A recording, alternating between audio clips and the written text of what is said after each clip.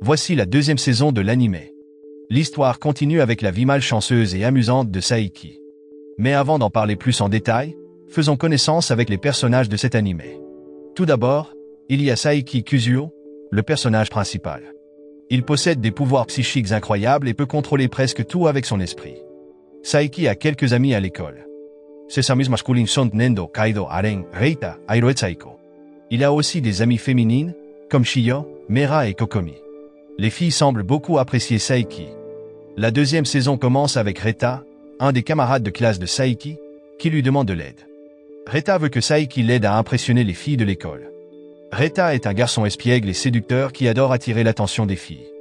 Mais, comme Saiki, il a aussi un pouvoir spécial. Il peut parler aux esprits des personnes décédées.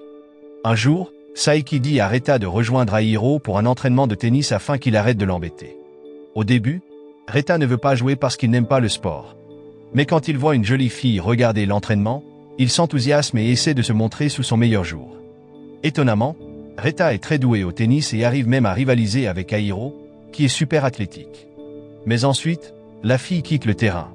Elle dit à Reita qu'elle l'apprécie pour ce qu'il est, pas parce qu'il est bon au tennis. Pendant ce temps, Aren, qui était autrefois un fauteur de troubles dans son ancienne école, reçoit une lettre de défi d'un groupe de brutes de l'école de Saiki. Aren décide de les affronter pour qu'ils arrêtent de l'embêter, leur montrant qu'il sait se battre.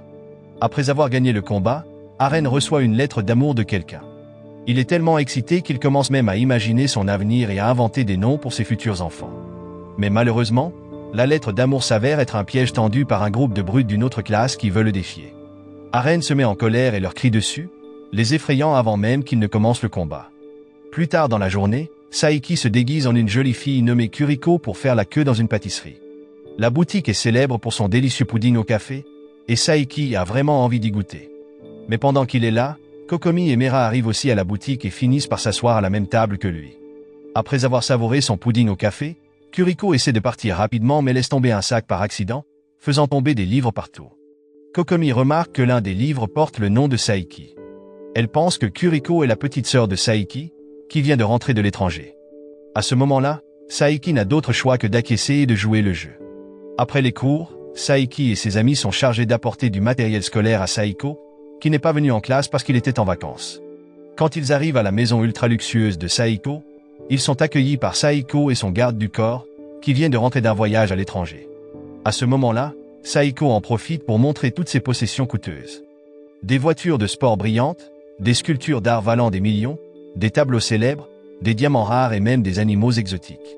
Mais ses amis ne semblent pas très impressionnés. Ils voulaient quelque chose de différent, ce qui rend Saiko contrarié car leurs réactions ne sont pas celles qu'il espérait. Le lendemain, Saiko les invite à nouveau. Cette fois, il a transformé sa maison en un paradis pour enfants. Il y a une aire de jeux géante, une bibliothèque remplie de bandes dessinées, une boutique de glace privée, une salle de jeux avec les derniers jeux vidéo, une collection de motos vintage cool. Et même une maison de gâteaux où on peut tout manger. En voyant cela, ses amis adorent et s'amusent énormément avec tout ce qui est proposé. Mais dans l'excitation, ils oublient Nendo, qui reste coincé dans la porte et ne profite pas du tout de l'ambiance. La veille de Noël, Saiki décide de passer un moment tranquille au terrain de jeu pour éviter ses amis, qui pourraient gâcher sa soirée paisible. Mais son plan ne fonctionne pas. Nendo, Kaido et Kokomi se présentent chez lui pour célébrer la veille de Noël ensemble, et Saiki n'a d'autre choix que de rentrer et de passer du temps avec eux. Cet hiver semble plus froid que jamais, et les élèves de l'école ont du mal à se concentrer à cause du froid glacial. Comme le chauffage de l'école est en panne, Saiki utilise secrètement ses pouvoirs psychiques pour réchauffer la salle de classe afin que tout le monde puisse se concentrer. Plus tard dans la semaine, Kaido et Nendo invitent Saiki à jouer dans la neige et à construire un bonhomme de neige, car la neige est plus épaisse que d'habitude. Saiki ne veut pas y aller, mais il a une vision que quelque chose de mal pourrait leur arriver, alors il accepte de les accompagner. Pendant que Kaido et Nendo s'amusent dans la neige, Saiki ne joue pas. Au lieu de cela, il les surveille pour s'assurer qu'ils sont en sécurité. Il utilise ses pouvoirs pour empêcher la neige de tomber sur eux et pour bloquer les boules de neige qui pourraient frapper Kaido. Saiki les protège silencieusement pendant qu'il profite des joies de l'hiver. Un jour, Nendo s'est soudainement pris la poitrine et s'est effondré, ce qui a inquiété Saiki. Mais en réalité, Nendo faisait juste semblant d'être mort. Peu après, Kaido a rejoint la farce en faisant aussi semblant d'être mort. Saiki n'a pas été surpris, car il avait déjà vu cela dans l'une de ses visions, et cela l'a simplement agacé. Quelques jours plus tard, Saiki est allé dans un magasin de vêtements pour acheter une nouvelle chemise, comme sa mère le lui avait demandé. En regardant les vêtements, il est tombé sur Nendo et Kaido, qui se disputaient pour savoir qui avait le style le plus cool. Saiki a été entraîné à jouer le rôle de juge pour décider quelle tenue était la meilleure. Pendant qu'ils étaient occupés, Kokomi est soudainement apparu. Nendo a eu l'idée de lui demander d'essayer certains des vêtements qu'ils avaient choisis. Kokomi a accepté avec joie, car elle voulait que Saiki la remarque et complimente sa beauté. Au moment où Kokomi allait essayer la tenue choisie par Nendo, Saiki a réalisé qu'elle était beaucoup trop révélatrice. Utilisant ses pouvoirs, il a rapidement remplacé les vêtements par une option plus appropriée. Quand Kokomi est sorti en portant la tenue choisie par Saiki, tout le monde a été émerveillé par son apparence. Mais au lieu de rester, Saiki a discrètement quitté le magasin et est rentré chez lui. Le lendemain, Airo invite Saiki et le groupe à participer à une compétition de nettoyage des déchets organisée par le maire. Le prix est d'1 million de yens, donc beaucoup de gens en ville sont enthousiastes à l'idée de participer. Pendant la compétition, un groupe de jeunes a ramassé des tas de petits déchets et a commencé à taquiner le groupe de Airo, qui se concentrait sur le nettoyage sérieux de la ville. Agacé par leur comportement, Saiki a secrètement brûlé les déchets collectés par l'autre groupe, donnant un avantage à l'équipe de Airo. Mais à la fin, l'équipe de Airo a perdu face à une famille qui avait attrapé un serpent démoniaque dangereux. À l'école, Saiki remarque une nouvelle élève nommée Imu. Elle a 1 an de moins et est super populaire grâce à son charme et sa beauté. Un jour, Nendo commente que Kokomi est bien plus jolie qu'Imu. Imu, vexée, décide de voir Kokomi par elle-même. Quand Imu rencontre enfin Kokomi, elle est choquée par la beauté divine de Kokomi. Réalisant qu'elle ne peut pas rivaliser, Imu essaie de trouver un point faible chez Kokomi.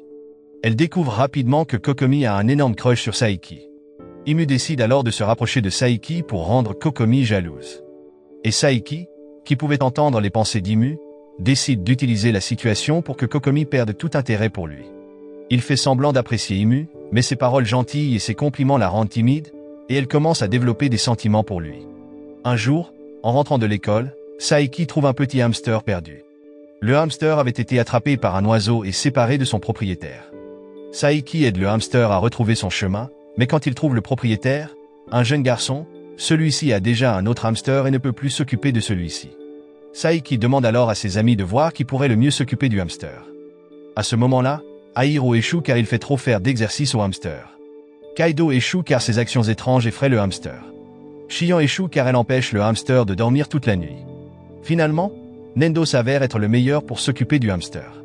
Il garde sa cage propre et s'assure qu'il n'est pas stressé. Quand Saiki rentre chez lui, il voit que ses parents sont heureux car son frère aîné, Kuzuke, a envoyé un fauteuil de massage électrique en cadeau pour leur mère. Dans une lettre accompagnant le fauteuil, Kuzuke avertit que seule leur mère devrait l'utiliser et que quiconque d'autre essaierait serait électrocuté. La mère de Saiki, étant gentille, propose de lui faire un massage pour qu'il puisse sentir à quel point c'est relaxant. Mais il s'avère que le dos de Saiki est si dur qu'il ressemble à une pierre. Ses parents essaient tout pour le masser. Ils utilisent un bâton en bois, un bâton en fer, un pic à glace et même une perceuse. Finalement, après avoir essayé le fauteuil de massage électrique, Saiki se sent tellement détendu que son corps devient super léger et il finit par accidentellement défoncer un mur de la maison. Un jour, pendant que ses parents célébraient leur anniversaire de mariage, Kuzuke appelle pour leur dire que l'antenne de Saiki est défectueuse. À cause de cela, Saiki est soudainement envoyé dans le passé, à une époque où ses parents étaient encore célibataires. À sa grande surprise, il découvre que le père de Nendo avait essayé de draguer sa mère. Réalisant qu'il a changé le passé, Saiki travaille dur pour tout réparer afin que ses parents se rencontrent et tombent amoureux comme à l'origine. Après avoir réparé la ligne du temps, Saiki retourne à son époque. Mais quand il revient, le monde a changé à cause d'une guerre mondiale survenue au XXIe siècle. Saiki découvre que la guerre a commencé à cause d'une machine à voyager dans le temps créée par Kuzuke. Agissant rapidement, Saiki utilise la machine pour résoudre le problème et tout remettre à la normale. Avec l'aide de Kuzuke, Saiki parvient enfin à revenir au présent. Après cet événement malchanceux, Saiki a dû faire face à encore plus de problèmes causés par les gens autour de lui. Avec les vacances d'été qui approchaient, ses amis planifiaient avec enthousiasme leurs activités estivales. Pendant leur discussion, Saiko s'est vanté de son grand plan pour l'été. Il a parlé de se détendre sur son énorme et luxueux yacht privé et de visiter sa propre île privée, valant des milliards de yens. Quand Nendo a demandé s'il pouvait les accompagner, Saiko a accepté et a même invité tout le monde, espérant passer plus de temps avec Kokomi. Ce soir-là, Saiko et le groupe ont embarqué sur son yacht immense et luxueux.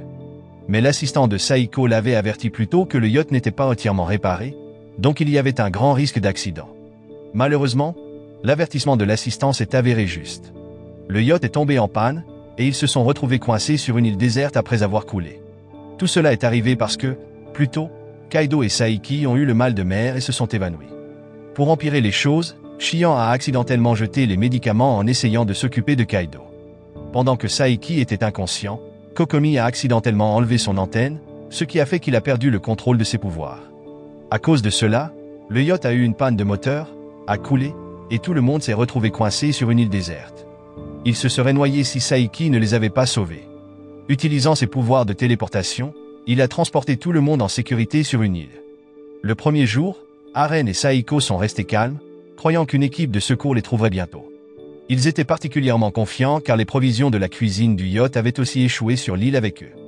Et Saiko, étant l'enfant gâté d'une famille ultra riche, était sûr que les gens viendraient le sauver quoi qu'il arrive. Mais Saiki était inquiet. Il savait que, puisqu'il avait téléporté tout le monde sur une île loin de l'endroit où le yacht avait coulé, il serait difficile pour une équipe de secours de les retrouver. Pendant que ses amis espéraient de l'aide, Saiki a commencé à réfléchir discrètement à un moyen de ramener tout le monde au Japon. Même en se reposant dans sa chambre improvisée, il continuait à planifier comment résoudre le problème. Le deuxième jour de leur naufrage, Kaido a commencé à perdre espoir, et son humeur est devenue étrange et dramatique. Shiho, de son côté, était étrangement heureuse car elle pensait que cela signifiait qu'elle pourrait rester avec Kaido pour toujours. Pendant ce temps, Saiko se sentait très triste et coupable, se blâmant d'avoir transformé leurs vacances d'été en un désastre. Puis, sans prévenir, Mera est apparue portant une tenue bizarre faite de plantes de la forêt. Elle a donné un petit sac de nourriture à chacun, s'excusant d'avoir déjà mangé la plupart des provisions du yacht. Heureusement, Saiki a secrètement résolu le problème de la nourriture en se téléportant dans un magasin, en achetant de la nourriture, et en faisant croire que les provisions avaient échoué sur la plage. Nendo a alors eu l'idée de fabriquer un radeau avec des troncs de cocotier pour traverser la mer. Saiki a rapidement accepté le plan car il avait l'intention secrète de téléporter tout le monde au Japon pendant qu'il serait en pleine mer, pour qu'il ne remarque rien. Plus tard, Kokomi, Saiki et Kaido sont allés chercher Mera et l'ont convaincu de revenir et d'aider en lui offrant des snacks. Une fois qu'elle a accepté, sa force a accéléré la construction du radeau. Après avoir travaillé dur toute la journée pour construire le bateau, ils ont décidé de se reposer pour la nuit et de continuer leur travail le lendemain matin. Pendant que tout le monde dormait, Saiki a secrètement utilisé ses pouvoirs pour renforcer leur bateau. Il a aussi créé une île factice plus proche des eaux japonaises et a téléporté tout le monde là-bas sans qu'ils ne s'en rendent compte. Le lendemain, l'équipe de secours les a rapidement retrouvés grâce aux efforts de Saiki. Il avait passé toute la nuit à utiliser ses pouvoirs pour s'assurer qu'ils étaient en sécurité. Quand Saiki et ses amis sont retournés à l'école, ils sont devenus assez célèbres. Les nouvelles sur les étudiants naufragés s'étaient répandues partout, et même les médias en avaient parlé. À l'école, le club de journalistes a interviewé Saiki et ses amis un par un. Mais quand Saiki a dit la vérité, ils ont trouvé son histoire trop ennuyeuse et ont décidé d'inventer une version plus excitante. Cette fausse nouvelle a agacé Saiki, surtout parce qu'elle a empiré les choses. Heureusement, Kokomi est intervenu et a expliqué à tout le monde que la nouvelle était fausse. Malgré cela, le club de journalistes a prévu de répandre plus de mensonges, cette fois sur Kokomi. Saiki en avait assez. Il a utilisé ses pouvoirs pour révéler la vérité sur le mauvais comportement du club de journalistes, s'assurant que tout le monde voit à quel point ils étaient malhonnêtes. Après des vacances épuisantes, s'être retrouvé coincé sur une île déserte et avoir dû faire face à de fausses nouvelles. Saiki a finalement réussi à tout arranger et à ramener les choses à la normale. Le lendemain, un magicien a demandé à Saiki de le remplacer en tant que clown dans un spectacle de magie comique. Le magicien avait eu un accident après avoir failli être attaqué par un lion et ne pouvait pas se produire. Saiki a accepté à contre-cœur de l'aider pour que le spectacle puisse continuer. D'abord, Saiki a fait un numéro de jonglerie, mais il a ajouté une touche spéciale en utilisant secrètement ses pouvoirs pour flotter dans les airs. Ensuite, il est intervenu pour gérer d'autres numéros dangereux, comme marcher sur des cordes, faire des sauts périlleux et même contrôler des lions. Pour s'assurer que personne ne se blesse pendant le spectacle. Juste à la fin du spectacle, le toit du studio a soudainement commencé à s'effondrer. Saiki a rapidement utilisé ses pouvoirs pour sauver tout le monde, s'assurant que personne ne soit blessé. Le public n'a jamais su tout ce que Saiki avait fait pour les protéger. Le lendemain, la classe de Saiki accueille une nouvelle fille nommée Miko. Miko affirme qu'elle peut prédire l'avenir en utilisant une boule de cristal qu'elle porte toujours avec elle. Étonnamment, chaque prédiction que Miko fait se révèle exacte, ce qui attire l'attention de Saiki. Miko dit même qu'elle peut voir les auras des gens, ce qui fait se demander à Saiki si elle a vraiment des pouvoirs de divination. Inquiet que Miko essaie de prédire son avenir, Saiki décide de ne pas aller à l'école le lendemain pour l'éviter. Plus tard, Saiki réalise que les pouvoirs de Miko ne fonctionnent pas quand il est à proximité. Il comprend que son aura est si puissante qu'elle bloque sa capacité à lire les auras des autres autour de lui. Cette nuit-là, Miko et Shiho sont sur le toit de l'école quand Miko remarque soudainement une étrange marque de mort sur le visage de Shiho. Elle a une vision que quelque chose de grave pourrait arriver à Shiho bientôt. Peu après, la barrière du toit de l'école que Shiho tenait s'est soudainement cassée, et elle a commencé à tomber. Heureusement, Saiki, qui observait Miko et Shiho depuis le début, a utilisé ses pouvoirs pour attraper Shiho avant qu'elle ne touche le sol. Miko a tout vu et a réalisé que Saiki avait des pouvoirs psychiques. Saiki lui a demandé de garder le secret, et elle a accepté. Après cela, Saiki et Miko ont travaillé ensemble pour aider Shiho à se débarrasser de la marque de mort qui la mettait constamment en danger. Une fois la marque supprimée, Miko a été impressionnée par les incroyables pouvoirs de Saiki et a décidé qu'elle voulait faire équipe avec lui en tant que partenaire. Le lendemain, quand Miko et Saiki se sont rencontrés dans un café, Reta les a repérés et a rapidement rejoint leur table. À partir de ce moment, Reta a découvert que Miko avait aussi des pouvoirs psychiques. Il a immédiatement commencé à rivaliser avec elle, essayant de prouver qu'il était le meilleur partenaire pour Saiki. Un jour, Kokomi est venu chez Saiki pour l'inviter à visiter un temple ensemble. Au début, Saiki voulait refuser. Mais pour éviter des problèmes avec son frère aîné ou son père, il a décidé d'accompagner Kokomi. Au temple, Kuzuke n'arrêtait pas de taquiner Kokomi, disant qu'elle n'était pas à la hauteur de quelqu'un d'aussi parfait que Saiki. En entendant cela, Kokomi s'est mise à pleurer, et ses fans, qui l'adoraient, sont devenus furieux. Ils ont poursuivi Kuzuke pour lui donner une leçon. Saiki ne pouvait pas faire grand-chose pour aider et a dû quitter discrètement les lieux. Quelques jours plus tard, la classe de Saiki a eu une séance d'entraînement de judo en binôme. Aren s'est associé à Kaido, Nendo a fait équipe avec Airo, et comme Saiki n'avait pas de partenaire, il a dû travailler avec le professeur. Une fois de plus, Saiki a dû contrôler soigneusement ses pouvoirs pour s'assurer que personne ne les découvre. Quand ce fut au tour de Saiki d'affronter Airo, il a utilisé subtilement ses pouvoirs pour incliner le corps de Airo et faire croire qu'il avait gagné. Cela a attiré l'attention de tout le monde sur Airo, permettant à Saiki de se fondre dans la foule sans se faire remarquer. À l'école, Saiki est toujours entouré de personnes étranges. Il y a Kaido, qui est toujours perdu dans ses fantasmes farfelus. Nendo, qui n'est pas très intelligent. Reta, qui est un peu trop curieux. Et Aren, qui était autrefois un fauteur de troubles. Saiki souhaite souvent pouvoir vivre une vie simple et normale, comme un élève nommé Sato dans sa classe. Sato est moyen en tout. Ses notes, sa taille et ses amis sont tous ordinaires. Il se comporte normalement, pense normalement, et vit le genre de vie tranquille dont Saiki rêve. Un jour, alors que Saiki rentrait de l'école avec Nendo et Kaido, il a remarqué quelque chose d'étrange. Nendo répétait sans cesse la même chose à propos de leur projet de manger des ramen ensemble. Saiki a rapidement réalisé qu'ils étaient coincés dans une boucle temporelle, causée par ses précédentes aventures de voyage dans le temps. Pour résoudre le problème, Saiki devait vider complètement son esprit pour que la boucle se termine et que le temps revienne à la normale. Au début, c'était difficile, et les événements répétés ont failli causer des dangers pour tout le monde autour de lui. Mais après s'être concentré intensément, Saiki a réussi à vider son esprit, à contrôler ses pouvoirs et à tout ramener à la normale. Quelques jours plus tard, le grand-père de Saiki était super excité parce que Saiki allait lui rendre visite. En attendant l'appel de Saiki, son grand-père s'est fait avoir par quelqu'un qui se faisait passer pour Saiki. Le faux Saiki lui a demandé d'envoyer de l'argent à un endroit précis. Alors que son grand-père conduisait vers l'endroit indiqué, Saiki a réalisé ce qui se passait et s'est téléporté dans la voiture de son grand-père pour l'arrêter. Saiki lui a dit qu'il se faisait arnaquer. Après avoir enquêté, Saiki a découvert que la personne derrière cette arnaque n'était autre que son frère aîné, Kuzuke. Même si Kuzuke l'avait trompé, leur grand-père ne pouvait pas se mettre en colère parce qu'il aimait trop ses petits-fils. Ce soir-là, ils ont prévu d'aller ensemble à un festival de feux d'artifice, et le grand-père de Saiki était ravi de voir ses petits-fils porteurs des yukata. Mais malheureusement, il est tombé malade cette nuit-là et n'a pas pu les accompagner au festival. Le festival de nuit était plein d'excitation. Saiki a passé la plupart de son temps avec Kuzuke, jouant à des jeux comme la chasse au trésor et le tir sur cible.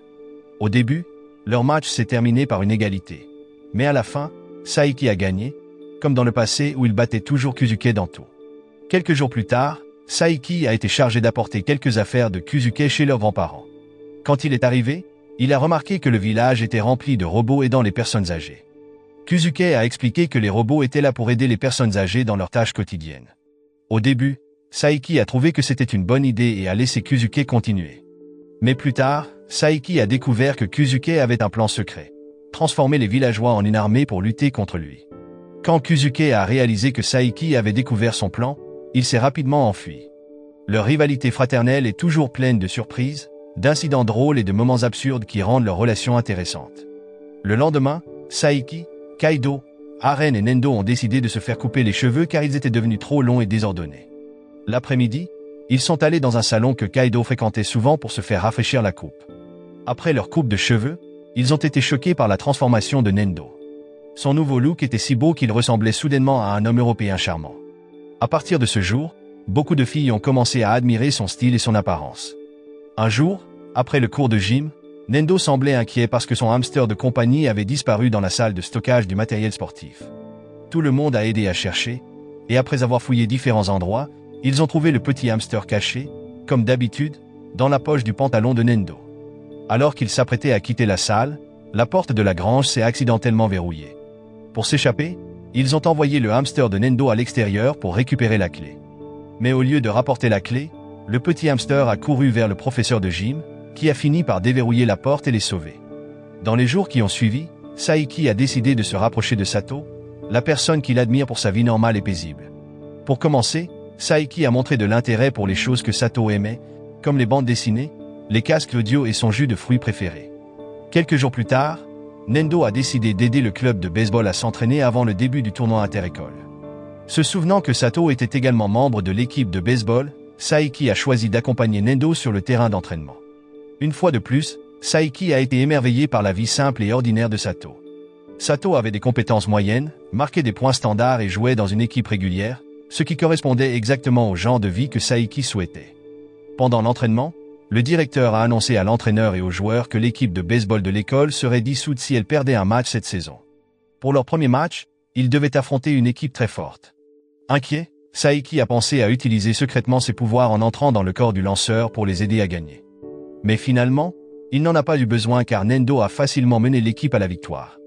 Pendant ce temps, chez Saiko, son père l'a grondé pour avoir acheté un éléphant sans demander la permission.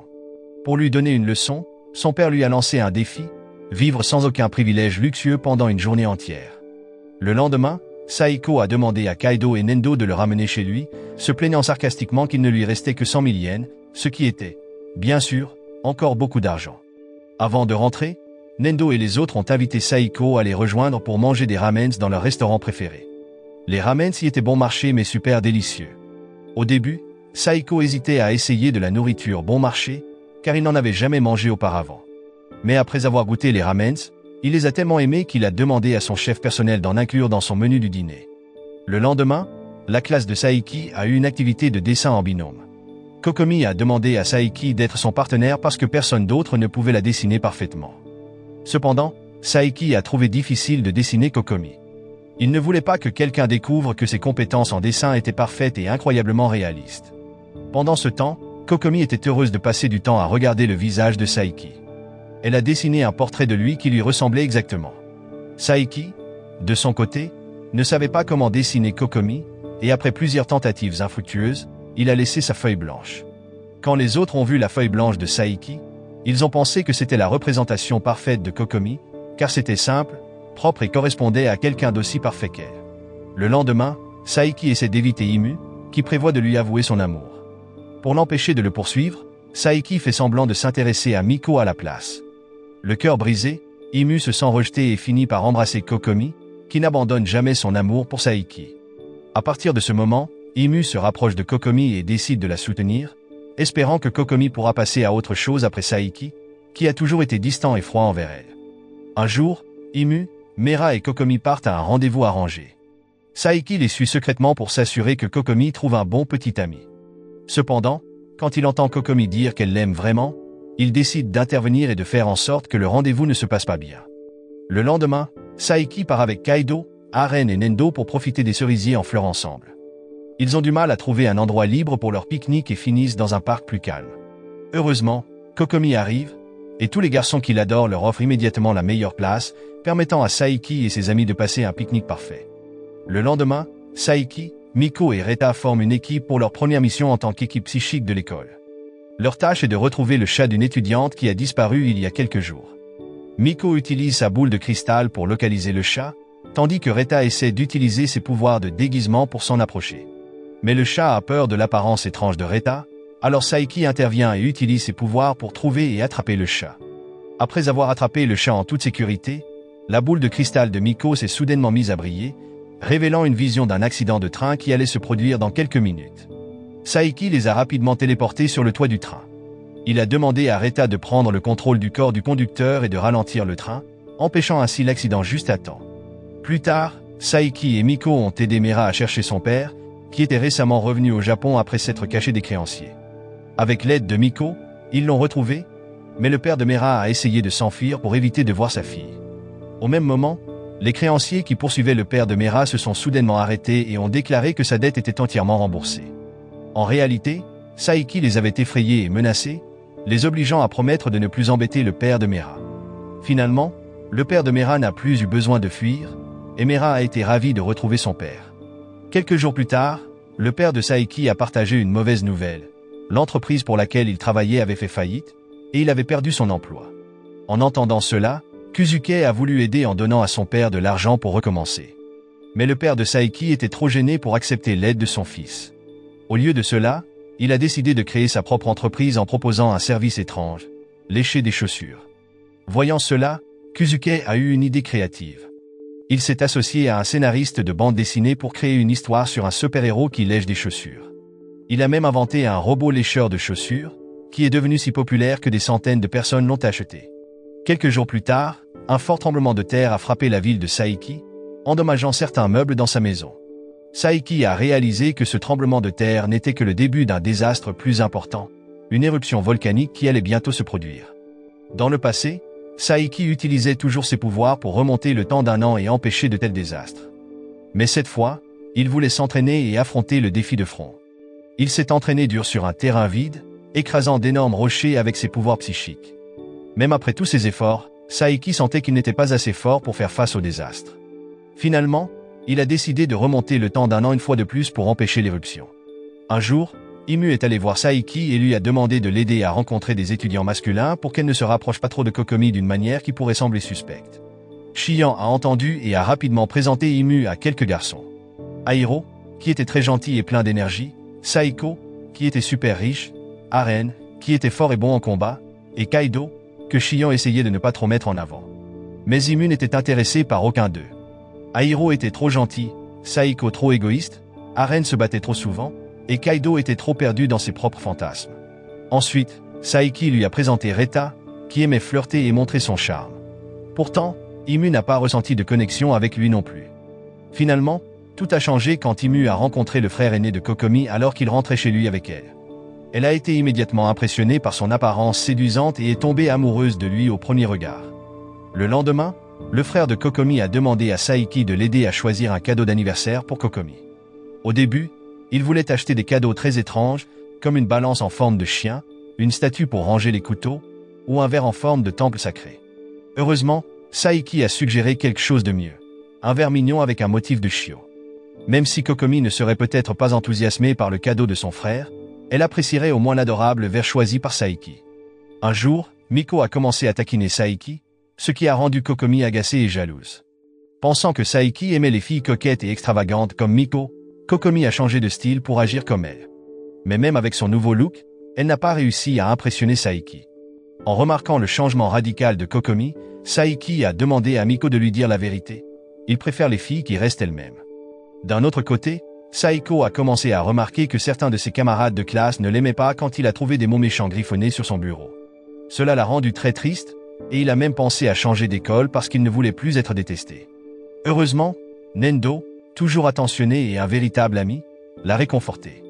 Grâce à Nendo, Saiko a décidé de rester à l'école de Saiki. Un jour, le voisin de Saiki lui a demandé de garder leur petit garçon pendant qu'ils étaient au travail. Le garçon a supplié Saiki de l'emmener au zoo, alors Saiki n'a pas eu d'autre choix que d'accepter. Au zoo, Saiki a utilisé sa télépathie pour faire venir les animaux près du garçon et les faire interagir avec lui, ce qui l'a rendu très heureux. Après une journée amusante, Saiki a ramené le garçon chez lui. Mais dès qu'ils sont arrivés à la maison, Le garçon s'est mis à pleurer parce qu'il n'avait pris aucune photo au zoo. La mère de Saiki, voyant le garçon en larmes, a grondé Saiki pour ne pas y avoir pensé. Quelques jours plus tard, Kuzuke a rendu visite à leur maison et a offert à sa mère un chat robot génial comme cadeau d'anniversaire. Ses parents ont été touchés et ravis de ce cadeau attentionné. Pendant ce temps, Saiki essayait d'économiser de l'argent pour acheter une nouvelle édition de la machine à poudine au café qu'il voulait vraiment. Il a travaillé dur, aidant ses parents à la maison pour gagner un peu d'argent. Il est même allé chez son grand-père et a fait toutes les tâches ménagères là-bas pour obtenir un peu plus d'argent. Après tous ses efforts, Saiki a finalement économisé assez pour acheter la machine à poudine au café. Quelques jours plus tard, la classe de Saiki a accueilli un nouvel élève nommé Akeshi. Akeshi était très bavard mais aussi très intelligent et avait d'excellentes compétences en détective. Il a rapidement découvert qu'Aren avait été un voyou à l'école et a même commencé à suspecter que Saiki était un psychique. Il s'est avéré qu'Akeshi et Saiki étaient allés à la même école primaire, et Akeshi avait remarqué de petits indices à l'époque qui lui faisaient penser que Saiki avait des pouvoirs spéciaux. Mais Saiki a tout nié, faisant semblant de ne rien savoir et faisant des grimaces pour paraître ignorant. Dès son premier jour dans la nouvelle école, Akeshi a essayé d'obtenir plus d'informations sur Saiki auprès de ses amis, mais aucun d'eux n'a révélé quoi que ce soit sur des pouvoirs psychiques. À ce moment-là, Akeshi a continué à essayer de se rapprocher de Saiki à l'école, espérant en apprendre plus sur lui et trouver des preuves qu'il était un psychique. Saiki, de son côté, a tout fait pour tromper Akeshi et le faire arrêter d'être suspicieux. Mais quoi que fasse Saiki, Akeshi refusait d'abandonner et continuait à chercher des indices. Le lendemain, alors que Saiki rentrait de l'école avec Kaido et Nendo, quelque chose d'inattendu s'est produit. Les lunettes spéciales de Saiki se sont cassées, et il a accidentellement transformé Kaido et Nendo en pierre. Pour résoudre la situation, Saiki a demandé à Miko et Reta de faire semblant d'être Kaido et Nendo pendant toute une journée, jusqu'à ce que les vrais Kaido et Nendo reviennent à la normale. Saiki a utilisé ses pouvoirs pour les aider dans leur déguisement et s'est assuré que personne ne découvre rien. Heureusement, Miko et Reta ont très bien joué le rôle de Kaido et Nendo sans causer de gros problèmes. Grâce à leurs efforts, Saiki a pu tout gérer sans trop s'inquiéter. Le lendemain, après que Kaido et Nendo soient redevenus normaux, Reta a demandé de l'aide à Saiki. Il voulait être sauvé d'un sanctuaire où il devait rester isolé pendant 3 jours. Mais au lieu de l'aider, Saiki a décidé de taquiner Reta en lui montrant de la nourriture délicieuse devant lui, le faisant souffrir. Après les 3 jours, Reta est étonnamment devenu une meilleure personne et n'était plus tenté par les livres pour adultes. Malheureusement, Saiki a accidentellement ramené la personnalité perverse de Reta en soignant une coupure sur sa jambe après qu'il soit tombé dans les escaliers du temple. Quelques jours plus tard, les grands-parents de Saiki ont décidé de lui rendre visite pour une réunion de famille. Mais en chemin, ils se sont séparés. Par hasard, le grand-père de Saiki a rencontré Kokomi, et sa grand-mère est tombée sur Miko. Le grand-père de Saiki a marché avec Kokomi vers la maison, parlant des incroyables capacités de Saiki et de son admiration pour lui. Pendant ce temps, sa grand-mère s'amusait à faire la fête dans une boîte de nuit avec Miko. Heureusement, la mère de Saiki a récupéré les 2 grands-parents, et ils sont finalement arrivés sains et saufs à la maison, où toute la famille a pu se réunir. Un jour, Saiki et ses amis ont appris que le club de journalisme de l'école prévoyait de répandre de fausses nouvelles sur Kokomi. Ils essayaient même de trouver sa pire photo pour l'embarrasser. Comme Saiki tenait à Kokomi, il a décidé de veiller discrètement sur elle pendant son retour de l'école.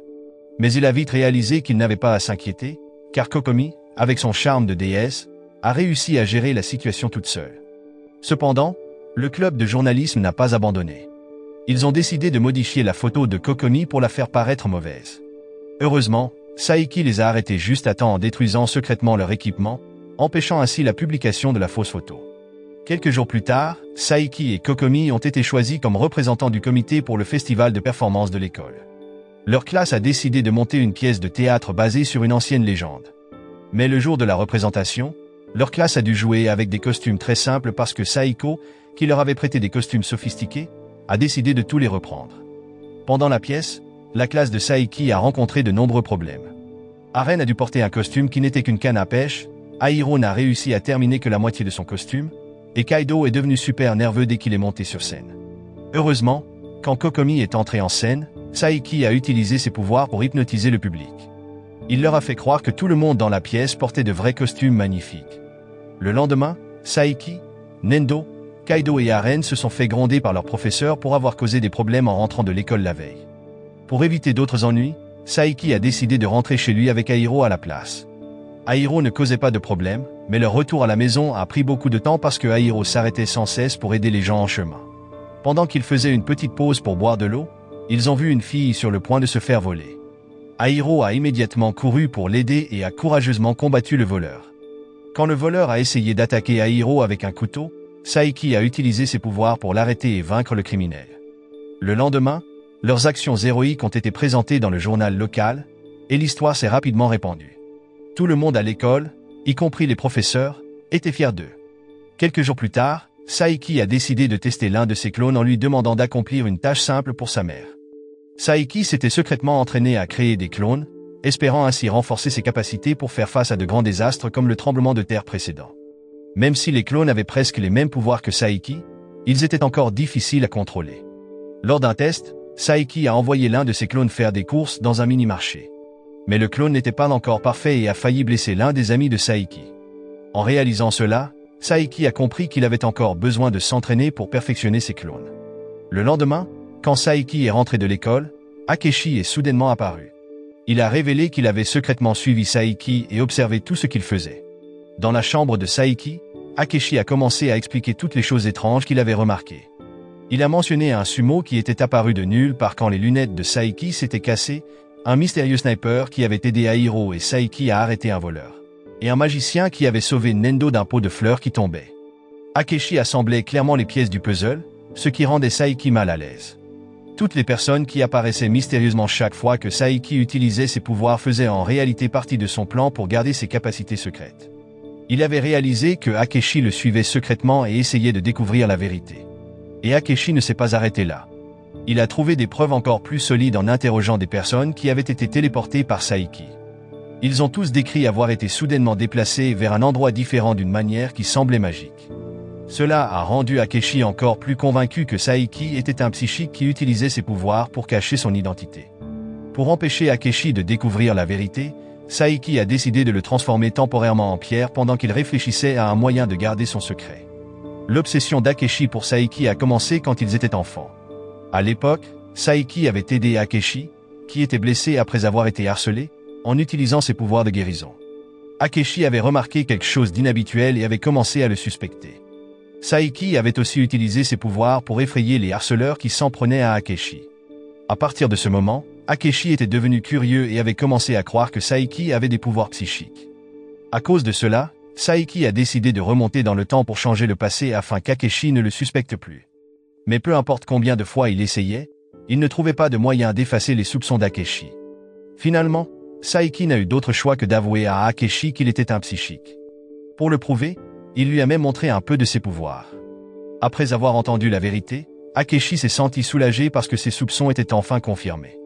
Il a promis de garder les pouvoirs de Saiki secrets. Le lendemain, Saiki était dans un café avec Miko et Reta. Il leur a dit qu'un élève de leur école connaissait désormais ses pouvoirs. Miko et Reta étaient choqués et contrariés, inquiets que leur secret soit également révélé.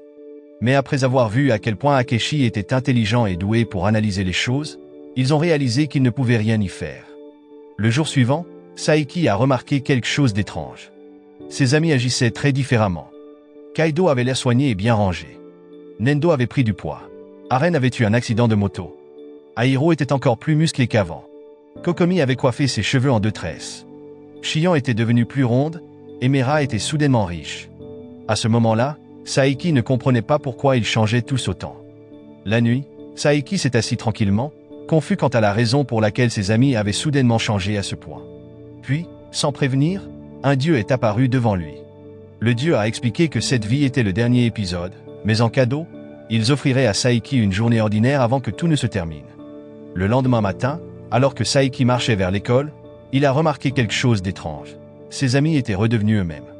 Leurs apparences et leurs personnalités excentriques étaient revenues à la normale, comme avant.